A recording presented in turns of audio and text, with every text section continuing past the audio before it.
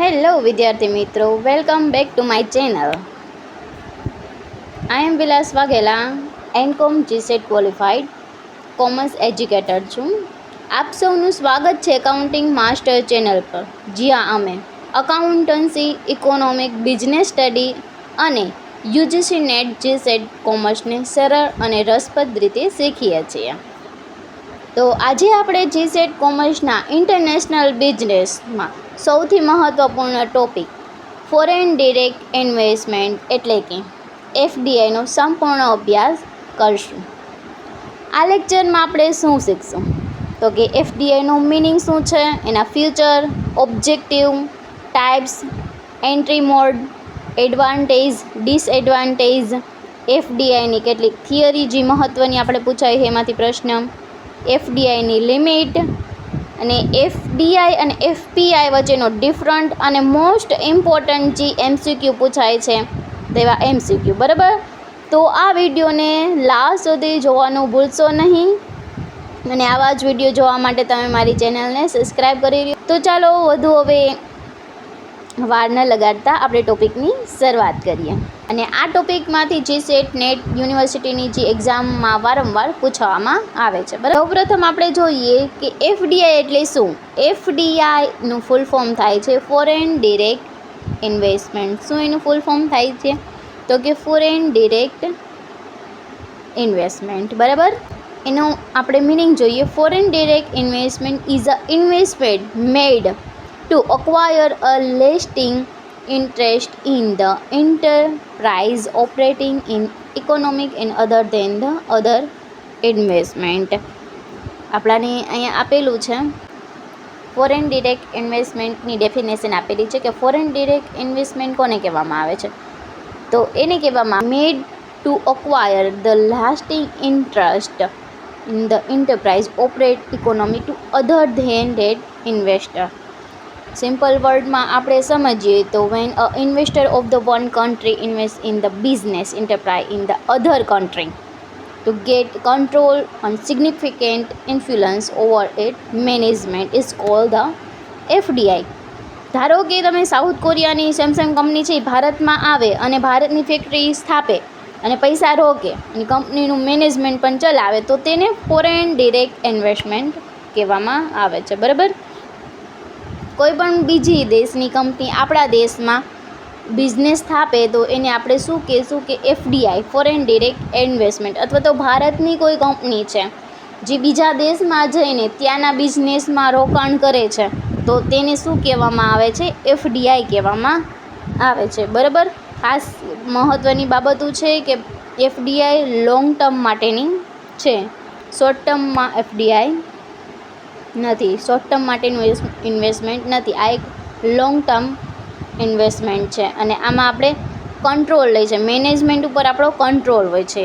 બરાબર, તો foreign direct investment એટલે તમને સમજાવું તો કે એવું ઇન્વેસ્ટમેન્ટ કે દેશના જે એટલે કે એક દેશ ઇન્વેસ્ટર બીજા દેશના બિઝનેસમાં લાંબા ગાળાનું ઇન્વેસ્ટ કરે છે અને મેનેજમેન્ટ પર કંટ્રોલ અથવા તો સિગ્નિફિકન્ટ ઇન્ફ્લુઅન્સ મેળવે છે, એને આપણે શું કહેવામાં આવે છે? ફોરેન ડિરેક્ટ ઇન્વેસ્ટમેન્ટ કહેવામાં આવે છે. બરાબર, એના પછી હવે આપણે જોઈએ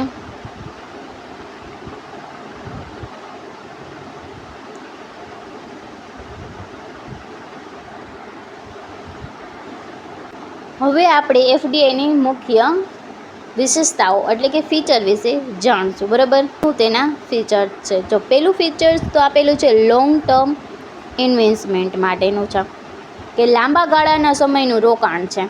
સેમસંગ કંપની ભારતમાં 20થી 30 વર્ષ માટે બિઝનેસ કરે તો એ લોંગ ટર્મ માટેનું છે, શોર્ટ ટર્મ માટે ફોરેન ડિરેક્ટ ઇન્વેસ્ટમેન્ટ નથી. બરાબર, અને બીજું એનું મોસ્ટ ઇમ્પોર્ટન્ટ ફીચર છે કે કંટ્રોલ એન્ડ ઓનરશિપ લેવા માટેનું છે. ઇન્વેસ્ટર પાસે ઓનરશિપ અને મેનેજમેન્ટ કંટ્રોલ હોય છે. બીજા દેશમાં જે પણ કંપનીમાં આપણે રોકાણ કરીએ છીએ તો એનો ઓનરશિપનું અને મેનેજમેન્ટ ઉપરનું કંટ્રોલ હોય છે. અને બીજું કે નવી ટેકનોલોજી, પછી ટ્રાન્સફર્ડ ટેકનોલોજી, તો નવી ટેકનોલોજી હોસ્ટ કન્ટ્રીમાં આવે છે. કોઈ પણ બીજા દેશની કંપની આપણા ભારતમાં આવી અને ઇન્વેસ્ટમેન્ટ કરે તો તેનાથી શું થાય? ત્યાંની બધી ટેકનોલોજી છે એ આપણા દેશમાં આવશે. એના પછીનું છે રિસ્ક શેરિંગ, બિઝનેસનો રિસ્ક બે દેશ વચ્ચે વેચાઈ જાય છે. એક ફ્લો, ફોરેન કેપિટલ દેશમાં આવે છે એટલે કેપિટલ ફ્લો વધે છે. એના પછીનું એમ્પ્લોયમેન્ટ જનરેશન, નવા રોજગાર સર્જે છે. એના પછીનું છે ઓબ્જેક્ટિવ આપેલા છે આપણાને. તો ઓબ્જેક્ટિવમાં આપણને શું કીધું છે કે એફડીઆઈ શા માટે કેમ કરવામાં આવે, શું એના મેઇન ઉદ્દેશ્ય છે. તો પહેલું આપેલું છે ઇકોનોમિક ડેવલપમેન્ટ, દેશનો વિકાસ કરવા માટે જરૂરી છે. બીજું ફોરેન કેપિટલ ઇનફ્લો માટે, દેશમાં ફોરેન મની આવે છે એટલા માટે. પછી ટ્રાન્સફર ટેકનોલોજી માટે, નવી ટેકનોલોજી આપણા દેશને મળે છે. એમ્પ્લોયમેન્ટ જનરેશન, રોજગાર વધે છે આપણા દેશમાં. કોઈ પણ કંપની આપણા દેશમાં આવીને ઇન્વેસ્ટમેન્ટ કરે તો એનાથી રોજગારી વધે છે. પછી એક્સપોર્ટ, પ્રમોટ ટુ એક્સપોર્ટ, એટલે એક્સપોર્ટને પ્રમોટ કરે એટલે નિકાસ વધે છે આપણો. ઇન્ડસ્ટ્રીયલ ડેવલપમેન્ટ થાય છે, ઉદ્યોગનો વિકાસ થાય છે. ગ્લોબલ કોમ્પિટિટિવનેસ, એટલે આંતરરાષ્ટ્રીય સ્પર્ધા વધે છે. તો આ તેના ફ્યુચર હતા, ઓબ્જેક્ટિવ હતા અને એફડીઆઈ. એના પછી આવે છે એફડીઆઈના ટાઈપ્સ ઓફ એફડીઆઈ, બરાબર. ડિરેક્શનના આધારે એક ટાઈપ પર છે ને બેઝ ઓન ધ ઇન્વેસ્ટમેન્ટ મેથડના આધારે બે ટાઈપ્સ આપણે પાડી શકીએ છીએ એફડીઆઈમાં, બરાબર. ઓફ ડિરેક્શનના આધારે એફડીઆઈ અને ઇનવર્ડ એફડીઆઈ અને આઉટવર્ડ એફડીઆઈ છે. એને બેઝ ઓફ ઇન્વેસ્ટમેન્ટ મેથડના આધારે હોરિઝોન્ટલ છે, વર્ટિકલ છે, કોગ્નોમેટ્રિક એફડીઆઈ છે અને પ્લેટફોર્મ એફડીઆઈ છે, બરાબર. હવે આપણે એના અર્થ સમજતું કે ઇનવર્ડ એફડીઆઈ કોને કહેવામાં આવે છે. ઇનવર્ડ એફડીઆઈ આપણે કોને કહીએ છીએ કે ફોરેનની કોઈ પણ કંપની ભારતમાં આવીને ઇન્વેસ્ટ કરે તો એને આપણે ઇનવર્ડ એફડીઆઈ કહેવામાં. તો ઇનવર્ડ એફડીઆઈ કેને કહેવામાં આવે છે તો કે ફોરેનની કંપની ભારતમાં આવીને, ઇન્ડિયામાં આવીને ઇન્વેસ્ટમેન્ટ કરે તો એને ઇનવર્ડ એફડીઆઈ કહેવામાં આવે છે. જેમ કે સેમની કંપની આવીને અને ભારતમાં આપણે ઇન્વેસ્ટમેન્ટ કરે તો એને શું કહેવામાં આવે છે, ઇનવર્ડ એફડીઆઈ. કોઈ પણ ફોરેન કંપની છે એ ઇન્ડિયામાં આવીને ઇન્વેસ્ટમેન્ટ કરે તો તેને શું કહેવામાં આવે છે, ઇનવર્ડ એફડીઆઈ કહેવામાં આવે છે. તો એટલે આપણી ભારત જે છે એ શું થશે, હોસ્ટ કંપની થશે અને જે ફોરેનની કંપની કોઈ પણ હોય એને હોમ કન્ટ્રી કહેવામાં આવશે, બરાબર. એના પછીનું છે આઉટવર્ડ એફડીઆઈ, એટલે ઇન્ડિયા ભારતની બહાર ફોરેનમાં ઇન્વેસ્ટમેન્ટ કરે તો એને શું કહેવામાં આવે છે, આઉટવર્ડ એફડીઆઈ કહેવામાં આવે છે. જેમાં આપણે ભારત દેશ, જે ભારતની કન્ટ્રી છે એને હોસ્ટ કન્ટ્રી કહેવામાં આવે છે અને ફોરેન જે છે તેને હોસ્ટ કન્ટ્રી કહેવામાં આવે. જ્યાં એફડીઆઈ થયું હોય, જ્યાં ઇન્વેસ્ટ કર્યું હોય ને જે દેશમાં, એને હોસ્ટ કન્ટ્રી કહેવામાં આવે છે અને જે કરે છે ને તેને શું કહેવામાં આવે છે, હોમ કન્ટ્રી કહેવામાં આવે છે, બરાબર. ટાટા મોટર્સ છે એ અબ્રોડમાં ઇન્વેસ્ટમેન્ટ કરે તો એને શું કહેવાય, આઉટવર્ડ એફડીઆઈ કહેવામાં આવે છે. આ બે વચ્ચે ડિફરન્સ ખાલી એટલો જ છે કે કોઈ ઇન્ડિયાની આપણી કંપની છે એ બીજા દેશમાં કરે તો એને આઉટવર્ડ કહેવાય, અહીંથી જાય છે તો આઉટવર્ડ એફડીઆઈ કહેવામાં આવે છે. અને કોઈ પણ ફોરેનની કંપની છે એ આપણા ભારતમાં આવે છે ઇન્વેસ્ટમેન્ટ કરવા માટે તો એને શું કહેવામાં આવે છે, ઇનવર્ડ એફડીઆઈ કહેવામાં આવે છે. તો આ ડિરેક્શનના આધારે હતું, બરાબર. હવે એના પછીનું આવે છે ઇન્વેસ્ટમેન્ટ મેથડના આધારે. તો હોરિઝોન્ટલ એફડીઆઈ કેને કહેવામાં આવે છે તો કે હોરિઝોન્ટલ એફડીઆઈ એને કહેવામાં આવે છે સેમ ટાઈપ્સ ઓફ બિઝનેસમાં આપણે ઇન્વેસ્ટમેન્ટ કરીએ, એટલે બીજા એક જ બિઝનેસ બીજા દેશમાં પણ કરીએ. અહીંયા આપણું કારનું બિઝનેસ હોય તો ત્યાં ફોરેનમાં પણ કારનું બિઝનેસ હોય એમાં જ આપણે ઇન્વેસ્ટમેન્ટ કરી તો તેને શું કહેવામાં આવે છે, હોરિઝોન્ટલ એફડીઆઈ કહેવામાં આવે છે. ટોયોટા હે ને ઓપન કાર ફેક્ટરી અબ્રોડ, એટલે ટોયોટા જે છે કંપની એ હે ને કારની ફેક્ટરી છે જે ફોરેનમાં પણ તેમાં જ ઇન્વેસ્ટમેન્ટ કરે તો તેને શું કહેવામાં આવે છે, હોરિઝોન્ટલ એફડીઆઈ કહેવામાં આવે છે. એના પછીનું છે વર્ટિકલ એફડીઆઈ. તો વર્ટિકલ એફડીઆઈમાં શું, investment in different stage of production process. હવે પ્રોડક્શન પ્રોસેસની કોઈ પણ, જેમ કે તમે તમારા દેશમાં તમે એક મટીરિયલ અથવા તમે મેન્યુફેક્ચરનું કામ કરો છો કે વ્હીલ્સ બનાવવાનું કામ કરો છો અને બીજાના દેશમાં જઈને તમે કાર બનાવવાનું કામ કરો, અથવા તો તમે અહીંયા કાર બનાવવાનું કામ કરો છો અને બીજાના દેશમાં જઈને તમે વ્હીલ્સ બનાવવાના કામમાં ઇન્વેસ્ટમેન્ટ કરો તો તેને શું કહેવામાં આવે છે, એ કંપનીમાં ઇન્વેસ્ટમેન્ટ કરો તો તેને શું કહેવામાં આવે છે, વર્ટિકલ કહેવામાં આવે. એના પછીનું આવે છે કોગ્લોમેટ્રિક એફડીઆઈ, જેમાં અલગ જ ઇન્ડસ્ટ્રીમાં તમે અહીંયા કારનું કરતા હોય તો ત્યાં તમે ફોનની કંપનીમાં ઇન્વેસ્ટમેન્ટ કરો, એ અલગ જ ઇન્ડસ્ટ્રીમાં તમે ઇન્વેસ્ટમેન્ટ કરો તો એને કોગ્લોમેટ્રિક એફડીઆઈ કહેવામાં આવે છે. એના પછીનું છે પ્લેટફોર્મ એફડીઆઈ. જેમાં શું કહેવામાં આવે છે કે આ એક દેશમાંથી પ્રોડક્શન અને ત્રીજા દેશમાં જઈને એનું એક્સપોર્ટ કરવું. આ દેશમાં આપણે બનાવેલું છે અને એના ત્રીજા દેશમાં જઈને આપણે એનું એક્સપોર્ટ કરવું, જેને પ્લેટફોર્મ FDI કહેવામાં આવે છે. બરાબર, તો આ હતા FDIના પ્રકાર. હજી આપણે એકદમ સ્પીડમાં ચાલો ફરી વારથી રિવાઇઝ કરી લઈએ. પહેલે છે બેઝ ઓફ ધ ડિરેક્શન. ડિરેક્શનના આધારે ઇનવર્ડ આવે છે, જેમાં કોઈ પણ ફોરેનની કંપની આપણા દેશમાં આવીને ઇન્વેસ્ટમેન્ટ કરે તો એને ઇનવર્ડ કહેવામાં આવે છે. એના પછીનું છે આઉટવર્ડ FDI, જેમાં આપણી ઇન્ડિયાની કંપની બહારના દેશોમાં જઈને ઇન્વેસ્ટમેન્ટ કરે તો એને આઉટવર્ડ FDI કહેવામાં આવે છે. એના પછીનું આવે છે ઇન્વેસ્ટમેન્ટ મેથડના આધારે.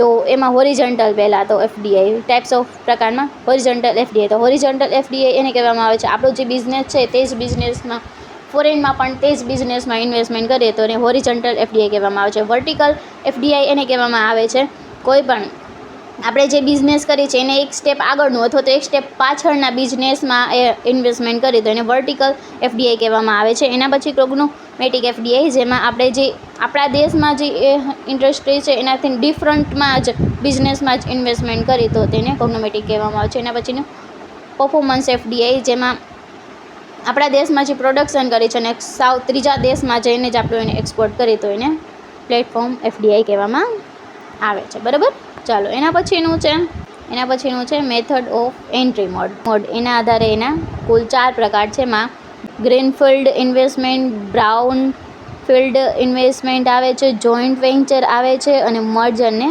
એક્વાઇઝેશન. હવે કોઈ પણ આપણે એન્ટ્રી કરવી હોય તો કઈ રીતના આપણે કરીએ છીએ? તો પહેલાં તો ગ્રીનફિલ્ડ એટલે તો એમાં શું છે, નવી કંપની અથવા તો ફેક્ટરી સ્થાપવી. ત્યાં જઈને નવી જાને આપણે જે કંપની ચાલે છે હાલમાં એ કંપનીમાં ઇન્વેસ્ટ ન કરતાં આપણે નવી જ ત્યાં જઈને કંપની સ્થાપી છે તો એને ગ્રીનફિલ્ડ ઇન્વેસ્ટમેન્ટ કહેવામાં આવે છે. એના પછીનું છે બ્રાઉન ફિલ્ડ ઇન્વેસ્ટમેન્ટ. એમાં જે બિઝનેસ ચાલતો છે, એક્ઝિસ્ટિંગ જે બિઝનેસ છે તેમાં જ આપણે ઇન્વેસ્ટમેન્ટ કરી તો તેને શું કહેવામાં આવે છે? Brown field. હાલની કંપની જે ખરીદી લેવી એને આપણે શું કહીએ છીએ? બ્રાઉન ફિલ્ડ કહે છે. એના પછીનું આવે છે જોઈન્ટ વેન્ચર, જેને local plus foreign company together બે ભેગા થઈને ઇન્વેસ્ટમેન્ટ અથવા તો બિઝનેસ કરે તેને જોઈન્ટ વેન્ચર કહેવામાં આવે છે. બરાબર, તો આ તેનું છે. એના પછીનું છે મર્જ અને એક્વાઇઝેશન. બીજી કંપનીને મર્જ અથવા તો અક્વાયર કરી લેવી તો તે આમાં આવે છે. બરાબર, તો એ બિઝનેસમાં રોકાણ કરી શકીએ છીએ. બરાબર, એના પછી એનું આવે એડવાન્ટેજ ઓફ ધ FDI. હવે એક વસ્તુ સમજી લો, તે ઇન્ડિયા UK. બરાબર, ઇન્ડિયાની કોઈ પણ કંપની UKમાં જઈ અને FDI કરે છે અથવા તો બિઝનેસ ઓપન કરે છે તો અહીંયા ઇન્ડિયા છે તે હોમ કન્ટ્રી કહેવાશે અને જ્યાં FDI થયું છે તેને હોસ્ટ કન્ટ્રી કહેવામાં આવે છે. આટલી વસ્તુ સમજાણી કે હોમ કન્ટ્રી કોને કહેવામાં આવે છે અને હોસ્ટ કન્ટ્રી કેને કહેવામાં આવે છે. ઇન્ડિયાની કોઈ પણ કંપની છે, જાણે કે ટાટા, બરાબર, તે ફોરેનમાં જઈને એટલે કે UKમાં જઈને FDI કરે છે, ત્યાંના બિઝનેસમાં ઇન્વેસ્ટમેન્ટ કરે છે. બરાબર, તો એને શું કહેવાય? FDI કહેવામાં આવે છે. તો જે કંપની કરે છે, જેમ કે આપણા ટાટાની કંપની UKમાં કરે છે તો જે ઇન્ડિયાની ટાટા કંપની રહી તેને home country India home country કહેવાશે અને જ્યાં કરીએ છીએ તેને હોસ્ટ કન્ટ્રી કહેવાશે. બરાબર, તો આટલું સમજાઈ ગયું. હોસ્ટ કન્ટ્રી કેને કહેવાય અને હોમ કન્ટ્રી કેને કહેવાય. બરાબર, ચાલો એના પછી તો આપણે જોઈએ. હવે હોસ્ટ કન્ટ્રી અને હોમ કન્ટ્રી તમે સમજી લીધું છે તો હવે આપણે જોઈએ એડવાન્ટેજ. તો એડવાન્ટેજ આપેલા છે. હોસ્ટ કન્ટ્રીના શું એડવાન્ટેજ છે? તો પહેલાં તો હોસ્ટ કન્ટ્રી એટલે કઈ કે જ્યાં આપણે ઇન્વેસ્ટમેન્ટ કર્યું છે. આપણે ભારતની કંપનીએ UKમાં ઇન્વેસ્ટમેન્ટ કર્યું છે તો UK માટે શું એડવાન્ટેજ અથવા તો બેનિફિટ થાય છે તે આપણે જોવાનું છે. તો પહેલાં તો ઇનફ્લો ઓફ ફોરેન કેપિટલ, તો ત્યાંનો એ લોકો અહીંયા ઇન્વેસ્ટમેન્ટ કરે છે ત્યાંના પૈસા આવે છે. બરાબર, તો એ થશે. પછી જનરેશન ધ એમ્પ્લોયમેન્ટ, કોઈ પણ બીજા દેશના લોકો આપણા દેશમાં આવીને ઇન્વેસ્ટમેન્ટ કરે અથવા તો બિઝનેસ ખોલે તો ત્યાં આપણા લોકોનું રોજગારી વધે છે. અહીંયા આપણે રોજગારી ભારતમાં વધે છે. ટ્રાન્સફર ધ ટેકનોલોજી, ત્યાંના લોકો અહીંયા આવીને બિઝનેસ કરો તો ત્યાંની ટેકનોલોજી પણ લઈને સાથે આવે છે તો કે ટ્રાન્સફર થાય છે technology. Increase the production increase થાય છે. પછી એક્સપોર્ટ વધે છે. ઇન્ફ્રાસ્ટ્રક્ચર ડેવલપમેન્ટ થાય છે, ઇન્ક્રીઝ ધ ટેક્સ રેવન્યુ. બરાબર. હવે ટાટા કંપની જે ઇન્વેસ્ટ કરે છે એના માટે શું ફાયદો છે? તો કે એસેસ ટુ ન્યૂ માર્કેટ, એને નવું માર્કેટ મળી જશે. એક તો યુકેનું માર્કેટ મળી જશે. ઇન્ક્રીઝ પ્રોફિટ એનો વધશે. અવેલેબિલિટી ઓફ ચીપ લેબર, એટલે ત્યાંના લેબર સસ્તા મળી જશે આપણાને. Easy ashes to new raw material and global expression. બરાબર. તો આ ઇન્વેસ્ટર માટેના હતા. હવે આપણે ડિસએડવાન્ટેજ, કોઈ પણ વસ્તુના બેનિફિટ હોય તો સાથે આપણે એના ડિસએડવાન્ટેજ પણ હોય જ છે. તો હોસ્ટ કન્ટ્રી માટે કેટલાક ડિસએડવાન્ટેજ છે. યુકેમાં જઈને આપણે ઇન્વેસ્ટમેન્ટ કરીએ અથવા તો યુકેન કંપની આપણા દેશમાં આવીને ઇન્વેસ્ટમેન્ટ કરે છે તો આપણી દેશ જે નુકસાન થાય છે તો શું ડિસએડવાન્ટેજ થાય તે જોઈશું હવે આપણે હોસ્ટ કન્ટ્રી માટે. હોસ્ટ કન્ટ્રી કેને કહીએ તો તમને ખબર છે? બરાબર. તો હાર્મ ટુ લોકલ ઇન્ડસ્ટ્રી, હવે કોઈ પણ બીજા દેશમાંથી આપણા દેશમાં ઇન્વેસ્ટમેન્ટ કરે બિઝનેસમાં તો આપણે જે લોકલ કંપની હોય, ઇન્ડસ્ટ્રી હોય એને હાર્મ પહોંચે, એ વાત સાચી છે. એના પછી ડોમિનન્સ ઓફ ફોરેન કંપની, તેનું પ્રભુત્વ વધી જાય છે. પછી પ્રોફિટનો આઉટફ્લો થાય છે, કારણ કે પછી આપણે જે લોકોએ પૈસા રોક્યા હોય એ લોકોને આપણે દેવા પણ પડે તો આપણે કંપનીમાંથી પૈસાનો આઉટફ્લો પણ થાય છે અને ઇકોનોમિક ડિપેન્ડન્સ રહે છે. બરાબર. એના પછીનું છે એન્વાયરમેન્ટ પોલ્યુશન થાય છે. ત્યાંના લોકો અહીંયા આવીને ઇન્ડસ્ટ્રી થાપે ને પછી એમાંથી કોઈ પણ વસ્તુનું પ્રોડક્શન કરે તો એના મશીનમાંથી ઓઇલ ને એવું બધી વસ્તુ નીકળે છે ને એનાથી એન્વાયરમેન્ટમાં હાર્મ પહોંચે છે. બરાબર. તો પોલ્યુશન થાય છે. એના પછીનું ડિસએડવાન્ટેજ ઇન્વેસ્ટર માટે શું હોય છે તો કે પોલિટિક રિસ્ક રહે છે, કરન્સી રિસ્ક રહે છે, લીગલ કેટલા પણ પ્રોબ્લેમ આવે છે ડોક્યુમેન્ટમાં એમાં, અને કલ્ચરલ ડિફરન્ટ હોય છે તો પણ તે પણ પ્રોબ્લેમ હોઈ શકે છે. બરાબર. તો શું આપણે જોયું તો કે ટાઈપ્સ ઓફ એન્ટ્રી પહેલાં તો જોઈ નાખીએ. એમાં ગ્રીન ફિલ્ડ આવે છે, જેમાં આપણે ન્યૂ બિઝનેસમાં ત્યાં જઈને નવો જ બિઝનેસની સ્થાપના કરી છે તો એને ગ્રીન ફિલ્ડ ઇન્વેસ્ટમેન્ટ કહેવામાં આવે છે. બ્રાઉન ફિલ્ડમાં જે એક્ઝિસ્ટિંગ કંપની છે એમાં ઇન્વેસ્ટમેન્ટ કરી દઈએ તો એને બ્રાઉન ફિલ્ડ કહેવામાં આવે છે. જોઈન્ટ વેન્ચરમાં આપણે એક સાથે મળીને આપણે કરી છે અને મર્જ અને એક્વાઇઝેશનમાં બીજી કંપનીનું મર્જ અને અક્વાયર કરી લઈએ છે. એના પછીના એડવાન્ટેજ આપણે જોયા અને પછી ડિસએડવાન્ટેજ જોયા. બરાબર.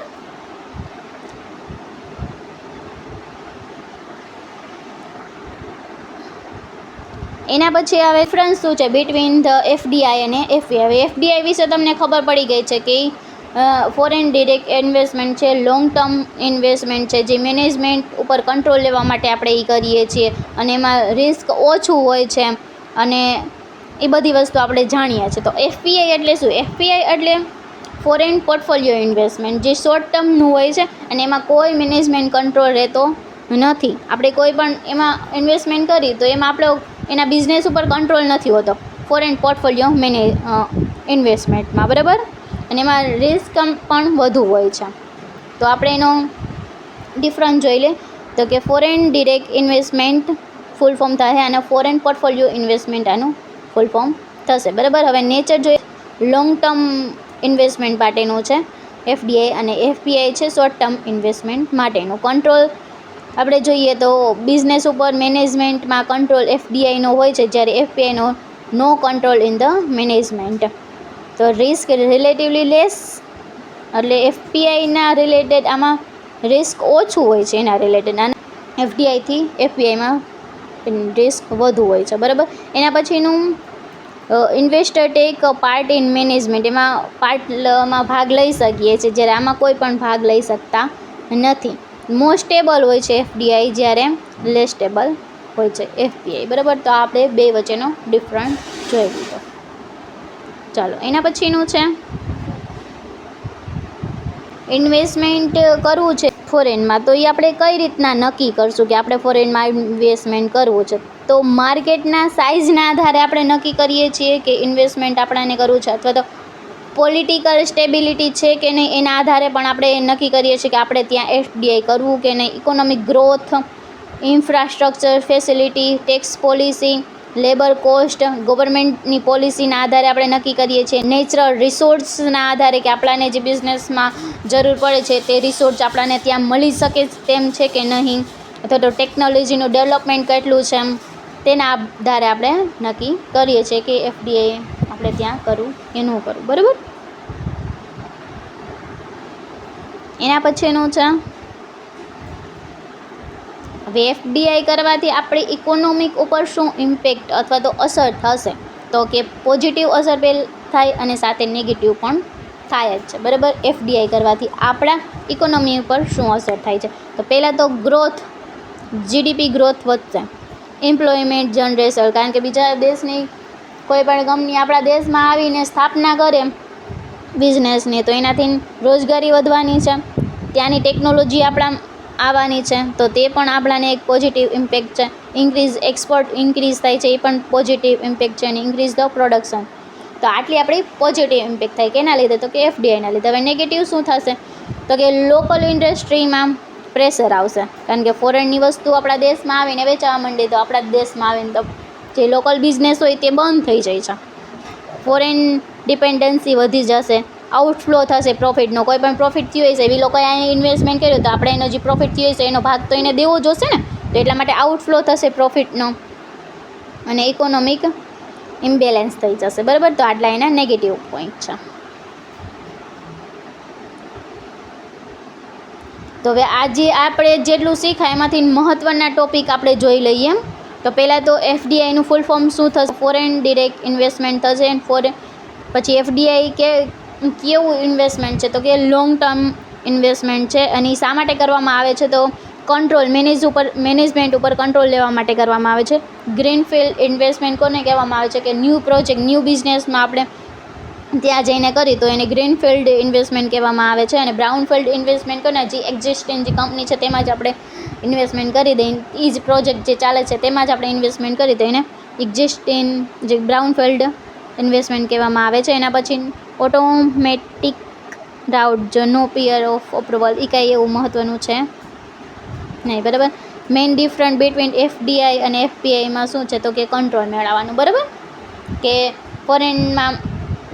ફોરેનના કોઈ પણ બિઝનેસમાં આપણે ઇન્વેસ્ટમેન્ટ કર્યું તો ત્યાંના મેનેજમેન્ટ ઉપર પણ આપણો કંટ્રોલ હોય છે, જ્યારે એફપીઆઈમાં એવું હોતું નથી, બરાબર. આ બાજુ તમને આપેલું છે મેમરી ટ્રીક, યાદ રાખવાનું છે. આવી રીતના તમે યાદ રાખી હલકો કે કેપિટલ ફ્લો વધે છે, એમ્પ્લોયમેન્ટમાં વધારો થાય છે, ટેકનોલોજી ટ્રાન્સફર થાય છે, ઇકોનોમિક ગ્રોથ વધે છે, અને ન્યૂ માર્કેટ મળે છે, બરાબર. તો આ તો આપણે એફડીઆઈના પ્રકાર અને એના એડવાન્ટેજ, ડિસએડવાન્ટેજ, કઈ રીતના આપણે એન્ટ્રી લઈ શકીએ છીએ, અને શા માટે આપણે ત્યાં જવાનું ડિસિઝન લઈએ છીએ, એફડીઆઈ કરવાનું ડિસિઝન લઈએ છીએ, તે આપણે જોયું, બરાબર. હવે આપણે જોશું, તો આ તે જ છે ઇમ્પોર્ટન્ટ ટોપિક. હવે આપણે જોવાનું છે એફડીઆઈની થિયરી જોવાની. ઘણા અલગ અલગ વ્યક્તિઓ અલગ અલગ થિયરી આપેલી છે કે એનો નિર્ણય આપણે શું કામ કરવો જોઈએ, તો કે આપણાને બેનિફિટ મળતો હોય. બેનિફિટ કેવો, તો કે આપણે એને સ્પેસિફિક માર્કેટનો બેનિફિટ મળતો હોય, અથવા તો સ્પેસિફિક એડવાન્ટેજનો આપણાને બેનિફિટ મળતો હોય, તો આપણે ત્યાં જઈને આપણે એફડીઆઈ કરવું જોઈએ. અથવા તો ઓનરશિપનો, લોકેશનનો, એવા અલગ અલગ થિયરીના આધારે અલગ અલગ એડવાન્ટેજ આપણને આપેલા છે, બરાબર. તો એમાં પહેલી થિયરી છે, આમાં થિયરીમાંથી તમારે જીસેટની એક્ઝામમાં ક્વેશ્ચન પૂછાય છે. 2022માં પૂછાયેલો હતો, અને છેલ્લે પણ 2025માં પણ પૂછાયેલો, તો એમાંથી પણ પ્રશ્ન પૂછાય છે, બરાબર. તો આ કરવું મહત્ત્વનું છે. તો પહેલું જ આપણે જોઈએ, પહેલી થિયરી આપેલી છે હાઇમર થિયરી આપેલી છે, જેમાં એફડીઆઈની હાઇમર થિયરી છે તે કોને આપેલી છે, ધ સ્ટેફન હાઇમરે આપેલી છે. તો તેનો મેઇન આઈડિયા શું છે, તો કે company invest abroad because of the ownership advantage. તો મેં તમને કીધું ને કે આપણે એફડીઆઈ શું કામ, કંઈક એડવાન્ટેજ મળતો હોય તો જ આપણે કરીએ છીએ. તો આ થિયરી આપણે એને શું કહે છે, તો કે આપણે કંપનીમાં ઇન્વેસ્ટમેન્ટ ત્યારે જ કરીએ જ્યારે આપણને ઓનરશિપનો એડવાન્ટેજ મળતો હોય. તો મેઇન તેનું આઈડિયા શું હતો, કે ઓનરશિપનો આપણને એડવાન્ટેજ મળે, બરાબર. જેમાં ટેકનોલોજી હતી, બ્રાન્ડ, પેટન્ટ, માર્કેટિંગ અને મેનેજરિયલ સ્કીમ, બરાબર. તો આ એના પહેલી થિયરી. એટલે પહેલી થિયરીમાં તમારે બહુ એટલું યાદ રાખવાની જરૂર નથી. તમને આમાંથી એવો પ્રશ્ન પૂછાઈ શકે કે કઈ થિયરીના આધારે નીચેનામાંથી કઈ એવી થિયરી છે જે કહે છે company invest abroad because of the ownership advantage. એટલે ઓનરશિપ એડવાન્ટેજના આધારે આપણે એફડીઆઈ કરવું, એવું કઈ થિયરીના આધારે કહીએ છીએ, તો આપણે એમાં હાઇમર થિયરી કહેવાની. આપણે ખાલી એનો અર્થ થિયરીનો યાદ રાખવાનો છે, અને કોને આપેલી છે તે યાદ રાખવાનું છે, બરાબર. એના પછીની બીજી થિયરી આપેલી છે લાઈફ સાયકલની થિયરી આપેલી છે. એમાં પ્રોડક્ટના કોઈ પણ પ્રોડક્ટ આપણે બહાર પાડીએ તો એના 4 સ્ટેપ હોય છે, જેના આધારે એ પ્રોડક્ટ ડેવલપ થાય છે. પહેલાં નવી પ્રોડક્ટ આવે તો ઇન્ટ્રોડક્શનના પેજ ઉપર હોય છે, જે નવી પ્રોડક્ટ આવે છે. પછી તે પ્રોડક્ટનો ધીમે ધીમે ગ્રોથ થાય છે, અને ગ્રોથ પછી જેટલો ગ્રોથ થવાનો હોય ને આપણે પ્રોડક્શન કરીને એડ આપીને એનાથી જેટલો ગ્રોથ થવાનો એટલો થઈ જાય. પછી એક સ્તર ઉપર મેક્સિમમ સ્તર ઉપર આવી જાય છે, તો એ મેચ્યુરિટી સ્ટેજ ઉપર આવી જાય છે, અને પછી ધીમે ધીમે તે પ્રોડક્ટ ડિક્લાઇન થવા માંડે છે. તો આ આપણું પ્રોડક્ટ લાઈફ સાયકલ થિયરી હતી. તો તે કોને આપેલી છે? તો રેમન્ડ વર્નરને આપેલી છે. ખાસ યાદ રાખવું કોને આપેલી છે, કઈ થિયરી કોની આપેલી છે, અને તેમાં શું આવે છે, એનો અર્થ શું છે, એટલું તમારે ખાસ યાદ રાખવાનું છે. બરાબર?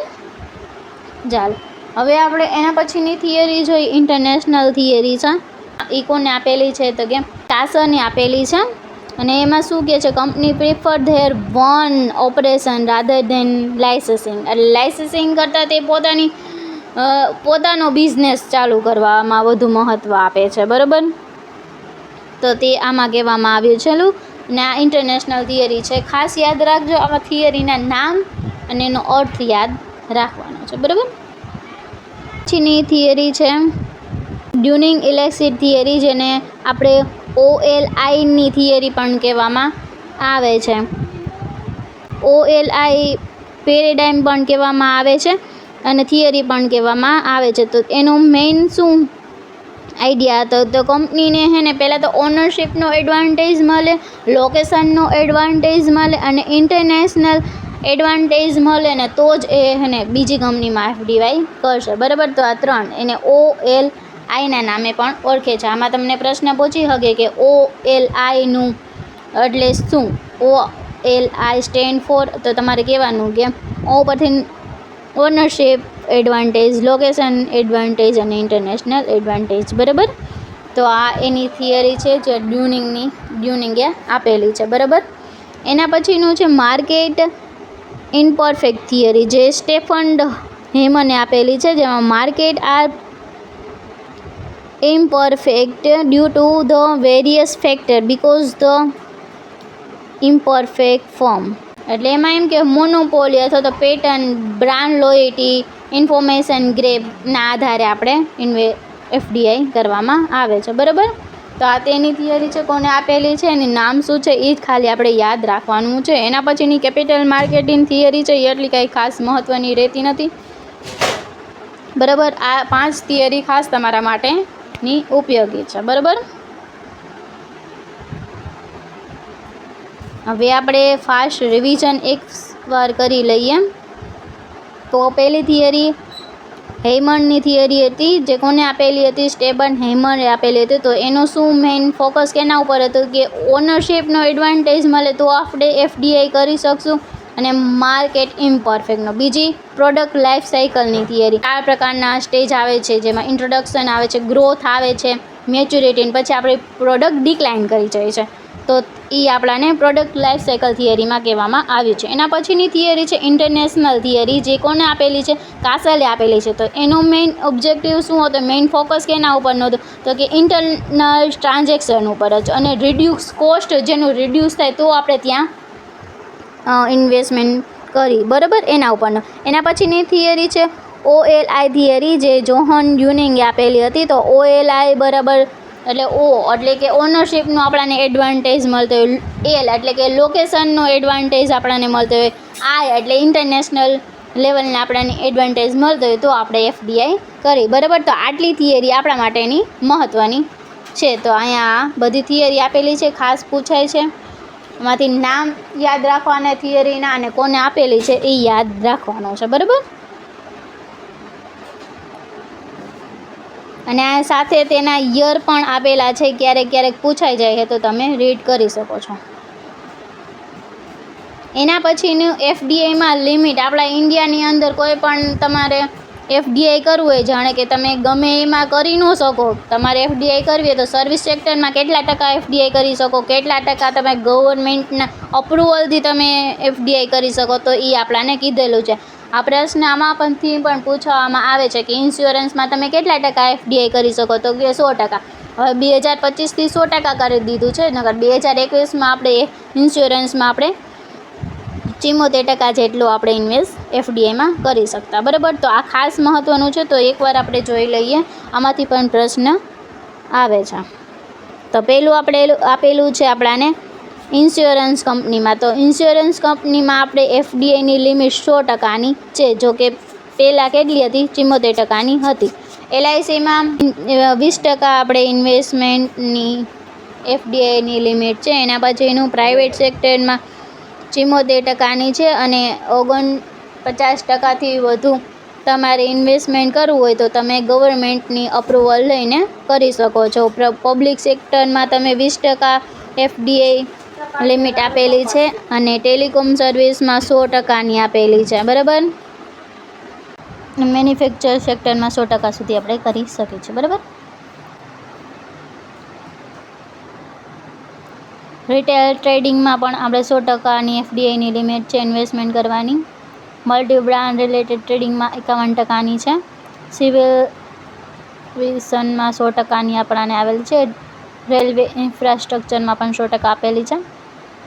ઈ કોમર્સ મેટા પ્લેસમાં 100%. આમાં મેઇન જે હશે એમાંથી તમને પૂછાઈ જશે. ડિજિટલ મીડિયા પૂછાઈ શકે એમ છે, જેમાં 26%ની આપણાને લિમિટ આપેલી છે. બરાબર,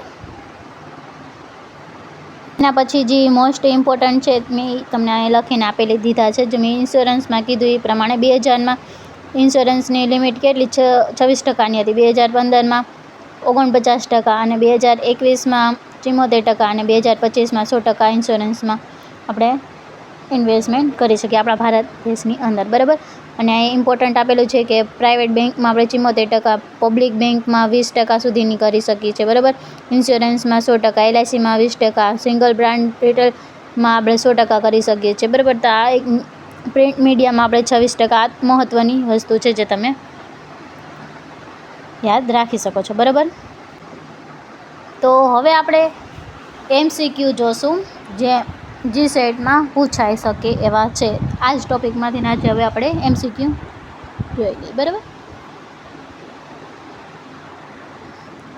તો પહેલો એમસીક્યુ આપણે એલો છે કે which of the following is not a feature of FDI. એફડીઆઈનું ફ્યુચર કયું નથી? લોંગ ટર્મ ઇન્વેસ્ટમેન્ટ છે, તો કે હા છે. કરંટ કંટ્રોલ અને ઓનરશિપ મેળવવા માટેનું છે, તો કે હા છે. ફિક્સ ઇન્વેસ્ટમેન્ટ રેટ હોય, તો કે ના, આ ન હોય. તો આપણે જવાબ શું થશે? Option number C. બરાબર, ટ્રાન્સફર ઓફ ટેકનોલોજી, તો કે હા થાય છે. બરાબર, એના પછીનો પ્રશ્ન છે which of the following is objective of FDI. તો કે પ્રમોટ ધ ઇમ્પોર્ટ, બી આપેલું છે. Transfer the capital increase is the tax reduction the employment. તો એનો શું આપણાનો આપેલું છે ઓબ્જેક્ટિવ કયો છે એમ કીધેલું છે, તો કે ટ્રાન્સફર ધ કેપિટલનું ટ્રાન્સફર થાય એ આપણો ઓબ્જેક્ટિવ છે.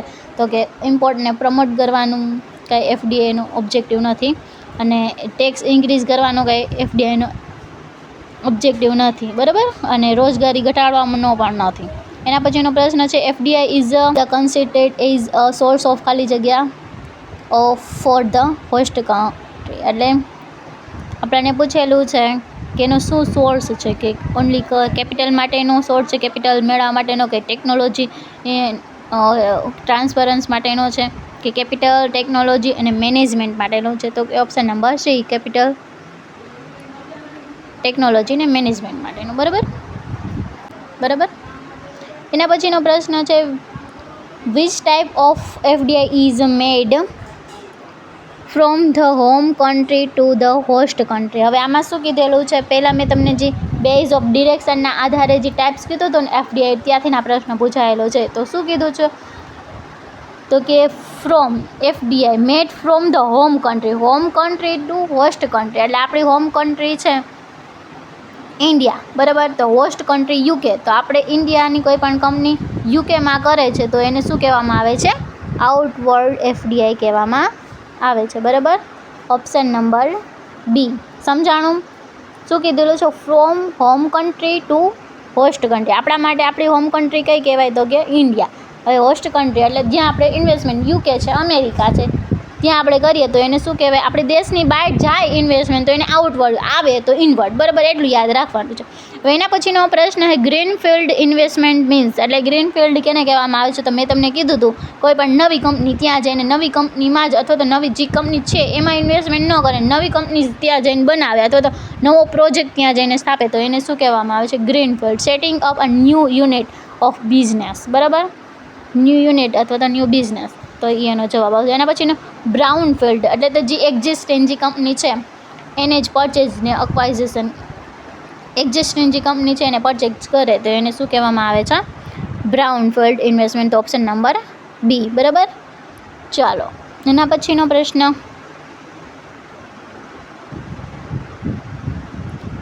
Which of the following is and the advantage of the FDI for host country. Host country માટે એટલે જ્યાં આપણે કરેલું છે યુકેમાં આપણે ઇન્વેસ્ટમેન્ટ કર્યું છે તો એ લોકો માટે શું બેનિફિટ છે, શું એડવાન્ટેજ છે, તો કે હાર્મ ધ લોકલ ઇન્ટરેસ્ટ, તો એ તો એનો ડિસએડવાન્ટેજ થશે, બરાબર. ઇન્ક્રીઝ ધ અનએમ્પ્લોયમેન્ટ, તો અનએમ્પ્લોયમેન્ટ આવે, ઇન્ક્રીઝ ધ એમ્પ્લોયમેન્ટ આવે તો એ પણ નહીં આવે. ઇનફ્લો ઓફ ફોરેન કેપિટલ, તો yes inflow of foreign capital, તો તે આવશે, બરાબર એનો જવાબ. એના પછીનો છે which of the following is a disadvantage of the FDI for host country. હવે હોસ્ટ કન્ટ્રી માટે ડિસએડવાન્ટેજ કયો છે, હવે યુકેની કંપની આપણા દેશ ભારતમાં આવીને ઇન્વેસ્ટમેન્ટ કરે છે તો આપણા ભારત માટે શું ડિસએડવાન્ટેજ થાય છે, તો કે ટેકનોલોજીનો ટ્રાન્સફર થાય તો એ તો આપણા માટે એડવાન્ટેજ કહેવાય. એનો એમ્પ્લોયમેન્ટ જનરેશન એટલે રોજગારીનું ઉત્પન્ન કરે તો એ પણ આપણા માટે એડવાન્ટેજ કહેવાય, એ પણ નહીં આવે. ઇન્ક્રીઝ ધ એક્સપોર્ટ, તો હા એ પણ એડવાન્ટેજ કહેવાય. તો એક ડિસએડવાન્ટેજ આપણને પૂછેલા તો domination of the foreign companies, તો તે એનો આન્સર આવશે, આપણા માટે ડિસએડવાન્ટેજ છે, બરાબર. એના પછીનું છે which of the following is a disadvantage of FDI for investor. Investor માટે શું ડિસએડવાન્ટેજ છે, તો કે પોલિટિક રિસ્ક, બરાબર. ઇન્ક્રીઝ ધ પ્રોફિટ, એ તો એનું એડવાન્ટેજ થશે, બરાબર. એસેસ ધ ન્યૂ માર્કેટ, તો એ એનો advantage, easy to assess raw material, તો એ બધું એના એડવાન્ટેજ. ડિસએડવાન્ટેજ આપણને પૂછેલું છે તો કે પોલિટિકલ રિસ્ક, બરાબર. ચાલો એના પછીના પ્રશ્ન જોઈ લઈએ આપણે. Which theory state that the firm process the specific advantage like a technology, brand, patent, etcetera and the hence invest abroad. તો આ કઈ થિયરીમાં આપણાને કહે, પ્રોડક્ટ લાઈફ સાયકલ થિયરીમાં તો આપણાને સ્ટેજ આપે એના આધારે કે. હેમર થિયરીમાં આપણાને શું કહે છે, તો કે આપણાને ટેકનોલોજી અથવા તો બ્રાન્ડ, પેટન્ટનો આપણાને એડવાન્ટેજ મળતો હોય તો આપણે એફડીઆઈ કરવી જોઈએ, બરાબર. તો આનો શું આન્સર આવશે, ઓપ્શન નંબર બી. ઓએલઆઈમાં શું કહે, તો કે ઓનરશિપ, લોકેશન ને ઇન્ટરનેશનલાઇઝના આધારે આપણાને બેનિફિટ મળતો હોય તો આપણે એફડીઆઈ કરવું જોઈએ, બરાબર. તો આનો સાચો જવાબ શું થશે, ઓપ્શન નંબર બી. હવે એના પછીનો પ્રશ્ન છે product life cycle theory was given by, કોને આપેલી છે, તો કે રેમન્ડ વર્નન આપેલી છે. સ્ટેપન હેમરે કે આપેલી હતી ઇન્ટરનેશનલ, જોન ડ્યુનિંગે કે આપેલું ઓએલઆઈ, બરાબર. તો આપણાને આ કોને આપેલી છે, રેમન્ડ વર્નને, બરાબર. એના પછીની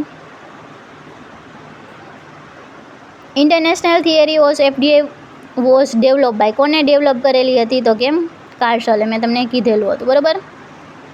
ઓએલઆઈ થિયરી વોઝ પ્રોવાઈડ, કોને આપેલી છે આ થિયરી, ચાલો બોલો જોઈએ, જોન ડ્યુનિંગ, જે આગળના પ્રશ્નમાં જ મેં તમને સમજાવ્યું. ચાલો એના પછીનો પ્રશ્ન આપણાને આપેલો છે ઓએલઆઈ સ્ટેન્ડ ફોર, મેં તમને આ સમજાવતી હતી ત્યારે જ મેં તમને કીધું હતું કે ઓએલ બરાબર શું થાય છે, તો કે ઓનરશિપ, લોકેશન એન્ડ ઇન્ટરનેશનલાઇઝેશન, બરાબર. તો એનો ઓપ્શન થશે સી. એના પછીનો પ્રશ્ન છે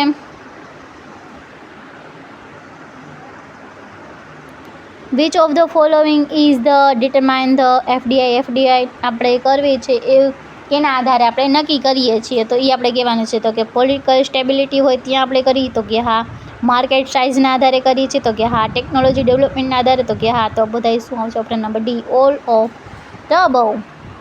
FDI differ from FPI in the, મેં તમને આ બેના ડિફરન્સ સમજાવતી હતી ત્યારે જ મેં કીધું હતું. નેચર ઓફ ઇન્વેસ્ટમેન્ટ, તો કે હા આ શોર્ટ ટર્મનું છે ને એફડીઆઈ લોંગ ટર્મનું છે. રિસ્ક પણ અલગ અલગ હોય છે, એફડીઆઈમાં ઓછું રિસ્ક હોય છે અને આમાં વધુ હોય છે. તો કંટ્રોલ ઓફ ધ મેનેજમેન્ટ, તો કે એફડીઆઈમાં આપણે મેનેજમેન્ટ ઉપર કંટ્રોલ હોય છે, જ્યારે એફપીઆઈમાં નથી હોતું, તો કે ઓલ ઓફ ધ અબવ, બરાબર. એના પછીનો પ્રશ્ન છે FDI lead to which of the following? તો કે ઇન્ડસ્ટ્રીયલ ડેવલપમેન્ટ માટે increase the import economic growth, yes all of the above. બરાબર, તો આ એના પ્રશ્ન હતા. હજી થોડાક પ્રશ્ન આગળ આપેલા છે જે લાસ્ટ આપણે જોયું હતું એના આધારે. બરાબર, તો પહેલો પ્રશ્ન આપણાને આપેલો છે, એફડીઆઈની limit in insurance sector in India 2021માં કેટલી હતી એફડીઆઈની લિમિટ ઇન્સ્યોરન્સ સેક્ટરમાં? તો કે 74%. મેં તમને કીધું હતું કેટલા ટકાની હતી, તો કે 74% હતી. FDI limit insurance sector in 2025માં કેટલી હતી? તો કે 100%. બરાબર, એના પછી આપણે જોઈએ તો કે FDI limit LIC life insurance corporation in India, તો એમાં કેટલી છે? તો કે 20%. તો આવા પ્રશ્ન પણ પૂછાઈ શકે છે. એના પછીનું છે FDI limit in private sector bank in India, private સેક્ટરમાં કેટલી હતી? કે 74%ની હતી. બરાબર, તો આવા જ પ્રશ્ન તમને જીસેટમાં પૂછાઈ જાય એમ છે. એના પછીનું એફડીઆઈ લિમિટ ઇન પબ્લિક સેક્ટરમાં, તો કે એમાં 20%ની અથવા તો 26%ની હતી. બરાબર, પહેલાં 20%ની હતી, અત્યારે 2025માં ચેન્જ થઈને 26%ની થઈ ગઈ છે. બરાબર, ખાસ યાદ રાખજો. એના પછીનું છે FDI limit in telecom service of India, તો એમાં 100%ની હતી. બરાબર, તો આવા જ પ્રશ્ન તમારે આવશે કે તમારે કરવાના છે. બરાબર, 2 પ્રશ્ન હોમવર્ક માટેના તમારા, તો કે જવાબ આપેલા જ છે પણ તોય વાંચી લેજો. ચાલો, તો મિત્રો આજે આપણે એફડીઆઈના તમામ કોન્સેપ્ટ કવર કર્યા. Meaning, features, objective, types, entry mode, advantage, એફડીઆઈના ડિસએડવાન્ટેજ, પછી એફડીઆઈની થિયરી, એફડીઆઈની લિમિટ કેટલી કયા સેક્ટરમાં, એફડીઆઈ અને એફપીઆઈ વચ્ચેનું ડિફરન્સ જોયો અને સાથે એના એમસીક્યુ પણ સોલ્વ કર્યા. બરાબર મિત્રો, આશા રાખું છું કે આજનો એફડીઆઈનો સંપૂર્ણ લેક્ચર તમને ખૂબ જ ઉપયોગી રહ્યો હશે. જો વિડીયો ગમ્યો હોય તો લાઈક કરો, શેર કરો અને અમારી ચેનલને સબસ્ક્રાઈબ કરવાનું ભૂલશો નહીં. આવી જ જીસેટ કોમર્સની મહત્વપૂર્ણ ક્લાસીસ માટે અમારી સાથે જોડાયેલા રહો. Thank you so much for watching. C you in the next lecture.